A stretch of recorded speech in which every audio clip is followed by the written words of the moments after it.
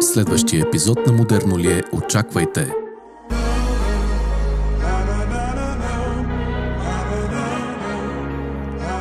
За окрилените детски мечти, музиката без граници, ритъма на живота и вдъхновението във въздуха. Бягам от теб, но къде ли е пътя, не зная.